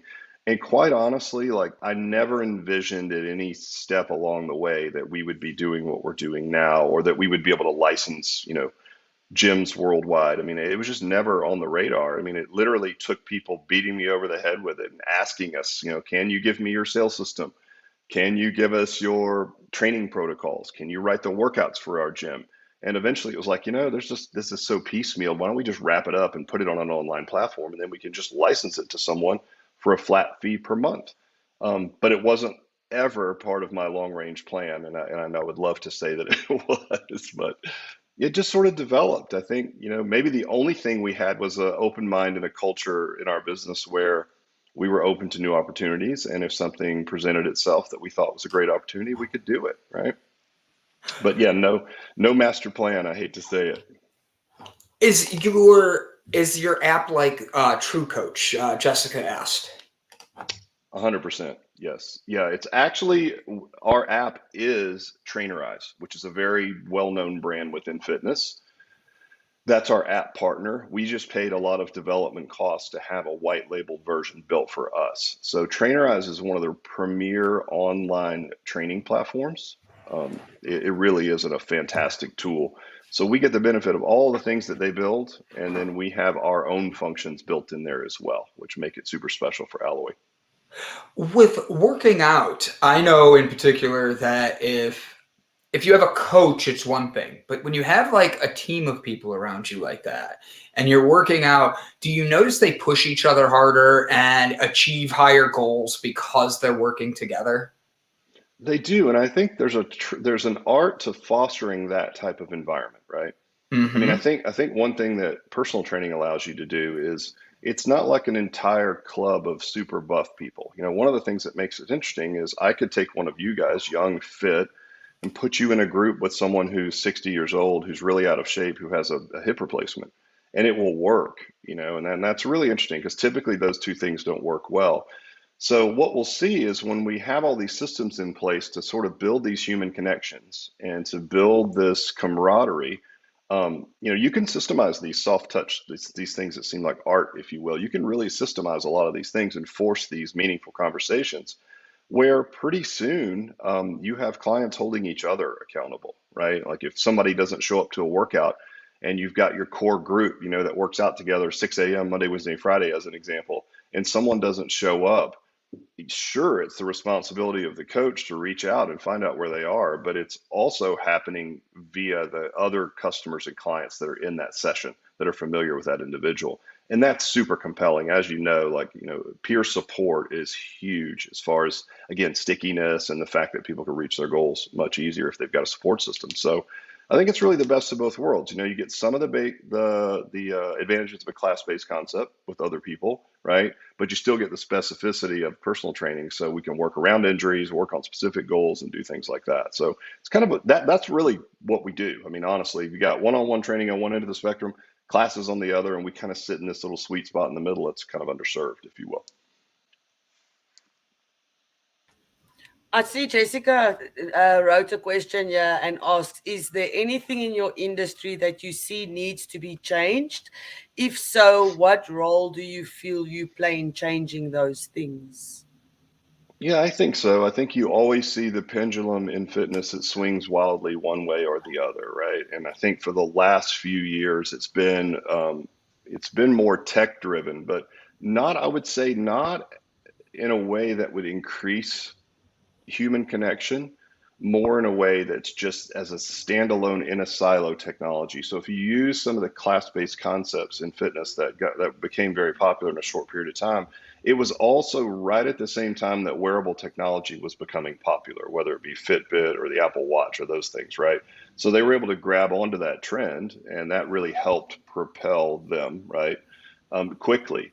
I think if you look at technology now, certainly with what's happened with the pandemic, it's like if technology doesn't drive more human interaction and it's not a tool to connect us more, then I don't think it's going to be relevant moving forward. So I think you're going to see the pendulum swing back from just technology in a silo to technology that can drive meaningful conversations and that can drive human interaction. I think we all crave that right now. I think the pandemic has pointed out how important it is for all of us, right? And so I think that's really where there's a gap in the market is like, yes, technology is the ultimate disruptor. We all need to be paying attention to it. But I think what we've seen just in the little bit of the veil being lifted from COVID is that people do want to go back and be around live individuals, right? And be with people. So I think there's a combination in there that we're looking for. But I think moving forward, the technology just has to drive better human interaction, period. Awesome, I like it. Do you have can I go? Do you want to go? You've got a podcast as well. What is your podcast about? It's very niche-y. So it is called the Alloy Personal Training Business Podcast. So it's all about the business of fitness and the business of personal training. So if you're in the industry and you're interested in it, that's all that we talk about. So again, very niche-y, but it's what we know, right? And it's what we do. And it really helps our candidates for franchising if they want to know something about us and what we believe in and what our philosophies are and how the programming works and what our sales systems are. They can go there and learn everything that they need to know. I want to make sure I point this out really quick. This is beyond Moving Picture Studios. He is a very good friend of mine, become a very, very good friend. He weighed well over 300 pounds and has worked throughout COVID. And he announced today earlier, and I was going to pull this in, he's down to 278 now. And he's working very hard and making sure he's eating right and he's taking care of himself. Him and I've watched him develop like that. And I think that creating that community like that is a big thing.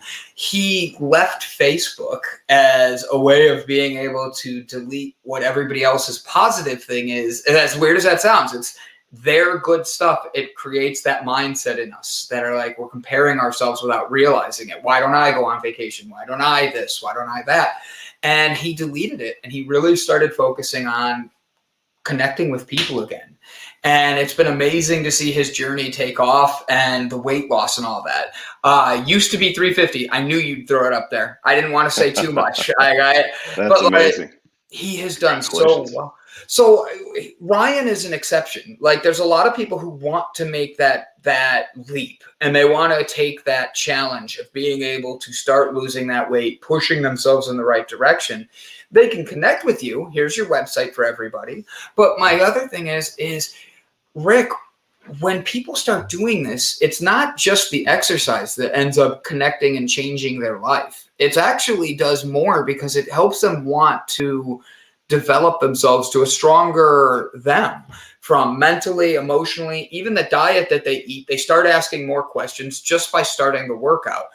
what is your first recommendation to people to get into your groups and into your classes and wanting to get that workout?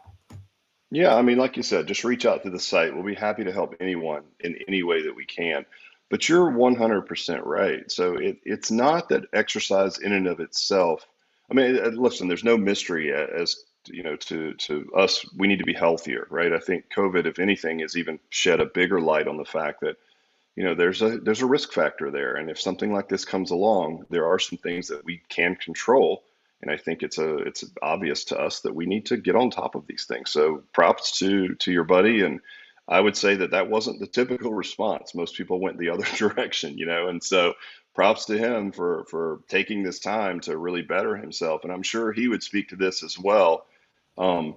But once you can do something difficult, anything, whatever that thing is, right, it builds a level of self-efficacy that just allows you to stack other habits on top. And so if you just start with exercise, I think the toughest thing to do is rip the Band-Aid off and say, I'm going to make a wholesale change to my entire life. I'm going to change all of my eating habits. I'm going to start exercising 5 days a week. And I think that's the approach a lot of people take, an all or nothing. And that's why the success rate would be relatively low, right? And I think if you look at the way habit change really works, just pick one thing that you can do and build some self-efficacy. And once you prove to yourself that you can do something difficult, like exercise 3 days a week, as an example, then you can stack another habit and another habit and another habit. And if you look back, a year down the road, you'll be surprised. You guys have probably heard the saying, I think people overestimate what they can accomplish in 30 days and underestimate what they can accomplish in a year, because we just think in such short windows of time. Mm-hmm. So I would say, if choose something, okay, one healthy meal a day, right? Start exercising a couple of days a week. Just get out and walk for 10 minutes. I mean, anything will start to stack habits. And that's the most important thing that you're doing, by the way, right? Is you're telling yourself that you're the type of person that even though they don't want to go outside and walk today, you're going to do it anyway. And once you can change the framework, right, and the voices that you have and the way you speak to yourself and the way you think about yourself, you start to make different decisions. I mean, obviously, when you're presented with the next challenge, you're like, no, I'm the person that does the hard things that they don't want to do because I know what the long-term benefits are. So I am a person that makes a healthy choice for lunch, right? And you just continue to stack those habits. And again, if you look back on a 12-month time period, it can be wildly impactful, just like your buddy that we're talking about now. Have you always been someone that has been structured to do the habits and all of that? Has this just come naturally to you? I think so. I mean, it's something that, if you just look at exercise, I think a lot of it comes from our, I was fortunate enough to have an entrepreneur as a father who, exercised in the garage. And so that's what I saw. And we grew up lifting these cement weights in the garage from the time I was a little kid. And I also saw that there was real joy. As much as there was hard work, there was joy in being self-employed, right? And being the sort of in charge of your own future. And it just gave me I didn't realize it at the time, but it was a very advantageous lens to have on life. And, it was like he had a pretty rough life and a pretty tough physical handicap, and he overcame that and went on to do amazing things. Never an excuse, never heard him complain or that type of person. And so I think for me, that was just the way you did it. So I'm not going to discount the fact that I had this massive advantage, right, from being around that type of influence. But yeah, I would say based on that, when you start to see the results of it, like if I can just do these things, it's going to move me in the direction that I want. And then you see it manifest itself, right? It's just habit stacking over time. If you, who is your inspiration in your business part and in your personal private life? Who inspires you to be the best Rick every day? Do I have to choose between one of you? Can I say both? You can have both of us. I'll make this easy for you. All right, Rick. There you go, buddy. Thank you. That's right. Oh, that's fantastic. I love it. Who do you look up to, though, especially because not every day is going to be a good day. Not every day is going to have joy. So that's a great question, Elsa. Who are your motivations? Who do you look to? And on the days when you are a little bit more down, maybe it's whatever, how do you find your to go out there and be Rick? Yeah, I think ultimately, and this is something I've come to a little bit later in life, is I'm a big fan of the Stoics. Not sure if you guys have spent any time reading any of the Stoics, but I would highly recommend it for anyone, especially if you're going to go into entrepreneurship, because I guess the premise of all Stoicism is essentially like control the things you can and let go of the things that you cannot, right?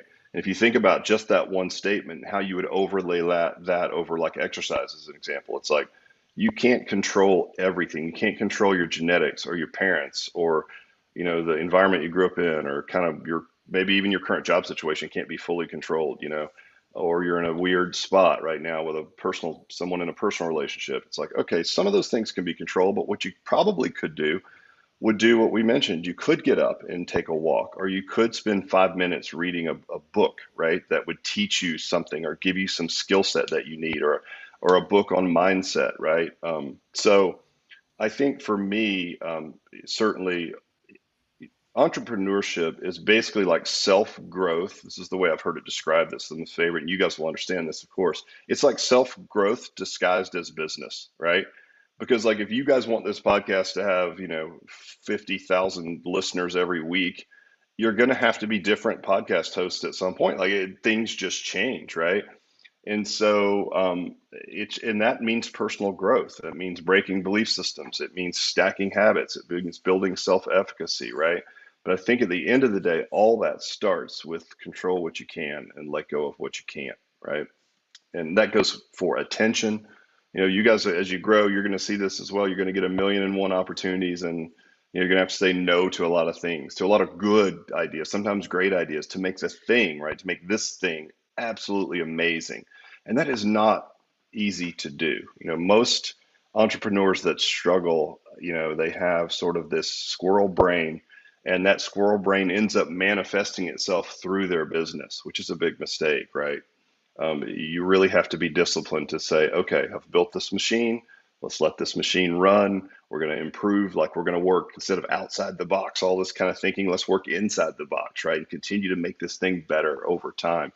But I think for me, it all boils down to a little bit of stoicism, which is like your feelings are fleeting, right? You're going to have days when you feel like the biggest loser ever, right? Like one minute your business is killing it, the next minute you're a complete idiot and you're going to be out of business by noon. And that can happen sometimes 3 or 4 times throughout the day. But if you can understand that like your feelings are they're not real, they're just temporary, they're not always the reality, right? Keep them at arm's bay, control what you can. I think it's a really valuable skill set. And I would say for me, it's hard to look up to any particular individuals because everyone's so different and their path is so different with how they've gone about it. But I think there's some commonalities. And for me right now, I think the Stoics are someone I really look up to. Rick, you are in Georgia, but you have these franchises all over. If you could pick anywhere in the world to go and make sure that it's where you feel you're the most centered and all that, is that being an alien in Georgia, or is that being able to go? Do you have a location you love to it's your dream location? And then last part of that question, what are you doing to get to there? Yeah, I'm a mountains guy. So it's like there's always mountains or beach. And I'll take both, don't get me wrong, right?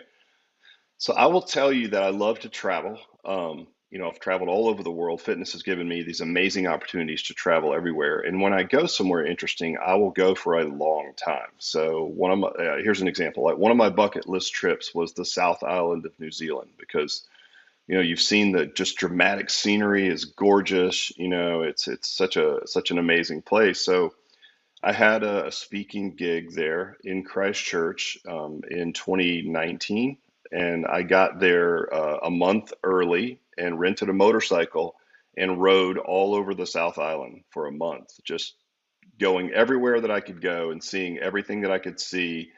and doing everything from, I mean, think about it, like the New Zealand is the birthplace of bungee jumping, right? So I did like a bungee jump from the original first commercial ever bungee jump bridge. So things like that, or jet boating down whitewater rivers. I mean, it's the craziest place, right? It's absolutely gorgeous, beautiful, tons of wild adventures to do.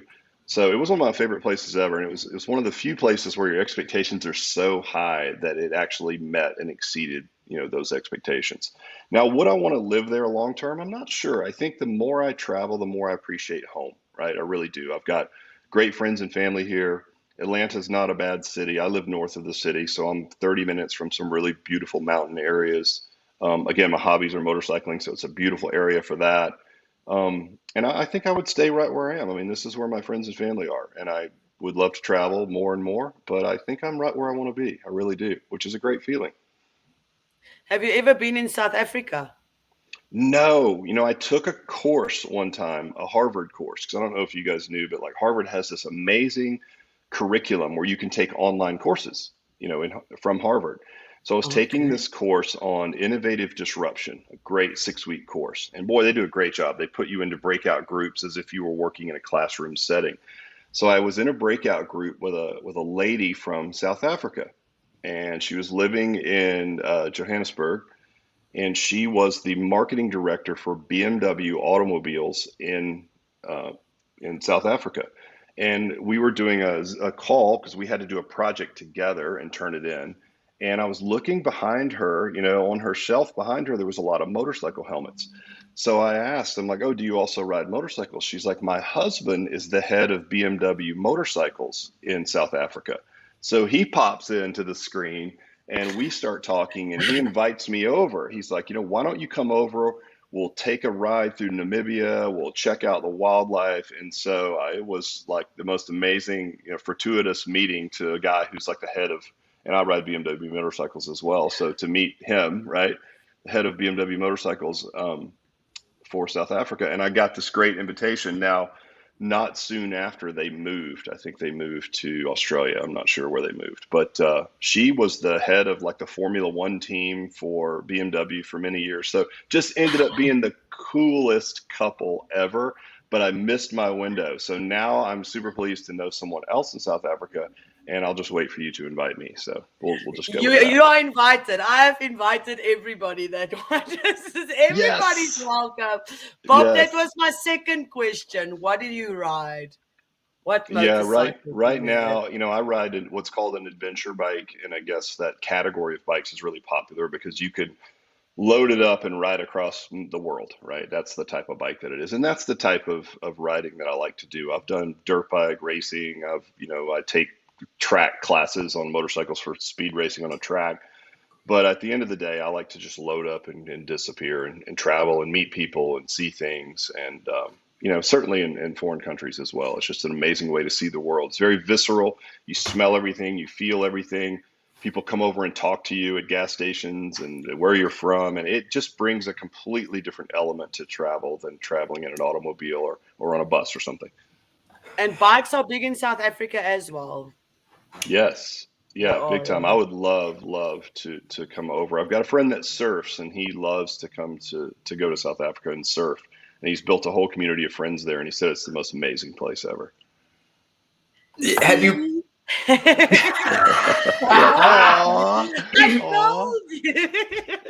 See? So, have you been to Sweden? Yes, my daughter-in-law is Swedish, so I have been to Sweden. I have been to Stockholm, Malmo, which is southern Sweden, and then I've been to Uppsala, which is where my son did a study abroad at University of Uppsala, which is about 30 minutes to 45 minutes north of Stockholm, and that's where he met his wife. And so she's still in law school there, and he is a submarine officer in the U.S. Navy. So he's underwater somewhere in the Pacific as we speak. That's really stinking cool. Bob said that his base camp is in Dallas, Georgia. If he ever gets back, I may stop by and say, hey, Rick. Bob is our biker guy. He comes on Fridays, and He has a ZZ Top style beard. I tell everybody he was one of the original members when they were ZY Top. It's, my way of making people laugh. But he is this genuine soul driving around the country on his motorcycle, giving to people and just giving the shirt off his back if he needs to. So if Bob ends up being around your area, trust me, get a drink with him. You'll literally want him to spend the night and just keep telling stories. I say that as someone who just had that happen 2 weeks ago when he was like, "Hey, I'm coming through." I'm like, "Stop by." Spent the whole next day together. So you'll enjoy Bob, and you'll talk scooters, as he likes to say. I've got scooters in my blood. So Rick, I'm going to ask a very weird question here, but I know I'm going to be asked it outside of all the other ones. Are you married? Because I'm going to have a lot of women. I have to be honest. I open up your website page right here, and first thing I said to Ilse is, "Oh God, he's really handsome. We're going to have a higher viewing audience today." Oh, and she's like, "Look at him." And then Jessica jumps on it. Same thing. She's like, "Look at that. Look at that jawline, handsome son of a bee." I really hope that no one I know is listening yet. I'm sure that they will, but I will catch so much crap from that. But I appreciate it. Knowing my friends. Good. Guys, let me bring the website back on so you guys can do it again. No, do not do it. Yes, I've been married forever, like a million years. So yes, so sorry to any of the young gentlemen out there. Yeah. Or ladies, or whatever. ladies. Or whatever. It doesn't matter, right? I'll take any and all comers as far as compliments, but yeah, believe me when I tell you, I'm much better off, without that even being an option in my life. Talking about distracting, right? Right? So I laugh because Brett Gordon is right here, and he says, "My cousin lives in Stockholm," and then his cousin is right here telling you where to go visit in Stockholm. That just happened to work out perfectly. This is a family affair. You have gotten everybody's family. Jessica Dugas has 17,000 kids. Don't worry, she popped 3 out during her interview. She's done it she just breathes through it now. But Rick, you have this genuineness about you. What is the end goal of where you can look yourself in the eyes and say, "I made it. I'm a success. I'm proud of myself"? Have you done that, and what does it look like? No, absolutely not. And I don't think you ever really want to get there, right? There's always something more to push for. I mean, fitness industry has been fantastic to me. I mean, I could not ask for more. Honestly, and it's not always been easy, but I've always loved it. And I think I'm so fortunate to be able to do what I love every day and to know that the fruits of our labor, right, through Alloy, we talked about people getting tattoos, things like that. But imagine, you put your head on the pillow at night and you literally know that you're making a tangible difference in people's lives. And so for me, you hate to say oh, I've made all the money I ever want to make, but I think, I live pretty frugally either way around. So I think in a lot of ways I have made all the money I want to make, right? It's been a great run. But what wakes me up and what keeps me going these days is knowing that, we've created this vehicle, and this vehicle can help, someone change their life if they invest, right? If it's a business investment. And then think about all the end users. I mean, you think about 2,000 gyms worldwide. If each gym only had 100 people participating in something that was driven by Alloy, I mean, how many people are we really touching on a daily basis, right? So I'm so humbled by that more than anything. I think never do I feel like I've arrived. I'm never patting myself on the back. We are absolutely horrible at celebrating wins in our business. We really are, because it's not about that. It's never about milestones. If you guys became the #1 podcast in the world, you might look at each other and you might say what Elon Musk said when he found out he was the wealthiest man in the world. I don't know if you guys remember that tweet, but he's like, that's interesting. ... Now back to work. Because what does it matter? It doesn't matter, right? If you're driven by a purpose, who cares? Who's keeping score? It goes back to Simon Sinek's infinite games.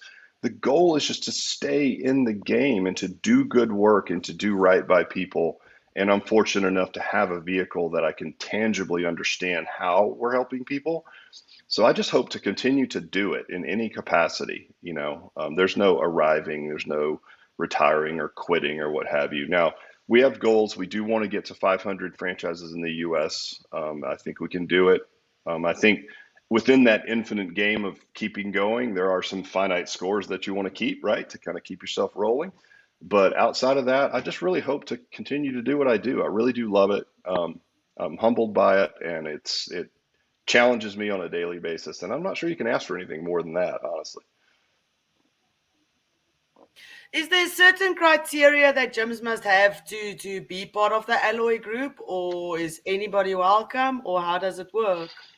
When we were licensing, no. So you could just be any gym that needed help. But now that we're full on franchising, there are financial requirements. And we do that to protect the investors, right? So you get a lot of practitioners in fitness. So like maybe I'm a trainer and I want to start my own business, but I don't have a lot of money.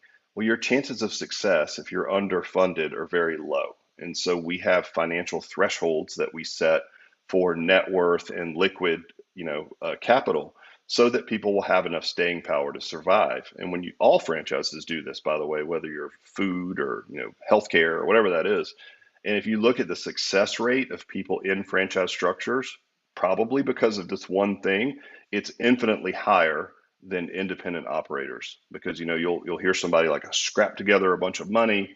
It's a little bit, as you guys know, it's certainly like entrepreneurship is somewhat glorified these days with Instagram and what they talk about, right? It's like so cool, like burn the ships, right? Like I'm going all in, I'm going to dump my life savings, I'm going to roll all these quarters in my bedroom, and I'm going to go all in. I'm like, I'm not sure that's the best strategy to go about opening a business. So I would say the most important thing is, yes, there are some barriers, and most of those are going to be financial, and you're going to have a certain threshold to qualify.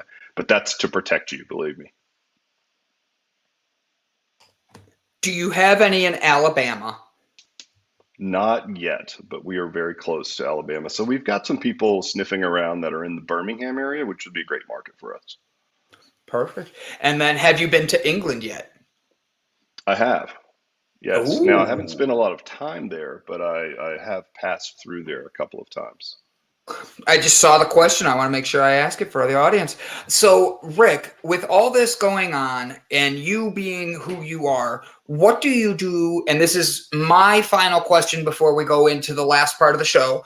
What do you do to self-love? That sounds really gross the way I said it. What do you do to take care of yourself to make sure that Rick is still able to I'm not take sure care? I can talk about this on the air. I light some candles. I drink some white wine to set the mood for myself. I turn on whoa. I turn on one of my workout videos, Yeah, that's right. No. I'm glad you know what I meant. So that's what's the smell of your candle, Right, yeah, that's a great question, I guess. I asked it, and right as it came out, I was like, "Wow, no!" Rephrase that question Right. quickly. How do you love yourself, Rick? I'm like, oh well. Yeah. Interesting. Rick, you're a lovable guy, but how do you love Rick? Like, how do you? You guys are great. So, Rick, in all honesty, though, what does self-love look like to you, other than the candles and the bathwater and Elton John playing in the background? Yeah. Well, other than that, because that's where it starts, obviously, for everyone, right? Correct. I try to take care of myself. So, again, if it kind of goes back to what's a day in the life of, and if you feel like you're doing important work, you owe it to the people that you're serving, whether it's your team or your customers or their customers, right? To show up as your best self. And that's the way I look at it. It's more of an obligation. So like self-love for me would be exercising, right? And eating right. Taking vitamins, just doing the things that you need to do to show up to be your best self to your family, to your business, to your partners, to your, to their, all the way through to their members. I think it's good to have an obligation like that. And I think some self-love is important, but I look at it more as doing work on yourself right? Being willing to do that work, that to me is a better manifestation of self-love than, regardless, always telling yourself you're doing a great job, because like some days you're just not, and that's a harsh reality. But I tend to be a little bit harder maybe on myself than what would be in vogue these days. Maybe just because I'm older, or we're old school. But I think that's how I would do it. I'd say to show up as your best self, and doing the work to be that best self is self-love. That's the way it should be manifested, and that's how I like to do it. My turn. Oh, We gosh. how we usually sign off or finish the show is everybody gets a chance to say a quote or give the people inspiration or anything of your heart's desire, and then Brandon will go first today.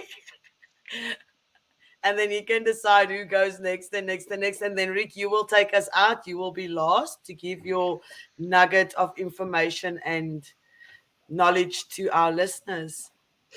I'll show you how it's done, Rick. You ready? And then don't worry. So ready. Ilse's going to go after me, and then Jessica, then you, Rick. All right? You're closing the show out today, so you better be able to bring it. Are you ready? So ready. So ready. A lot of pressure. Guys, today has been a phenomenal episode, from Rick coming on, jumping and talking about exercise and his company and what they're doing that's so different to help people, to Jessica Dugas coming on and talking about Kevin Kiley and being able to know all about the fact that, are you being manipulated in tactics of your marketing? And tomorrow we get to watch that and find out whether that's actually going to be happening or not. And I look forward to it. Take today. It is Thursday. I want you to take 5 minutes. That's it. 5 minutes. Hey, shh, back there. I saw that also. I want you to take 5 minutes to just let go of everything. No cell phone in hand, no calls, no nothing. And just close your eyes and breathe. Because the truth is that 5 minutes that you're taking, that's the 5 minutes you need for you. Do it by taking care and loving yourself today.